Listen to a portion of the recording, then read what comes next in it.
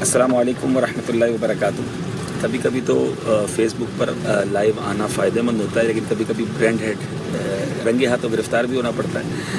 اب کراچی سے جب میں لائیو ہوا تو اسلامی بھائیوں نے اندازہ لگایا کہ ٹرین کون سی ہوگی، اور حیدرآباد اسٹیشن پر کافی سارے ہماری بوگی میں آ گئے ہیں سارے.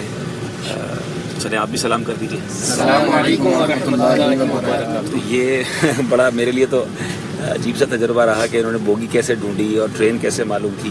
بہرحال ان کی محبت ہے.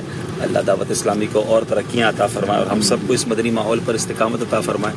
ابھی پچھلے دنوں جب مدینہ منورہ میں ہم سید الشہداء سیدنا حمزہ رضی اللہ تعالیٰ سے لائیو ہوئے تھے، تو تھوڑی دیر میں وہاں گاڑیوں میں اس لائن پہ پہنچ گیا کہ ہمیں پتہ چل گیا کہ اب لائیو وہاں ہیں، تو ملاقات کرنے آ گئے.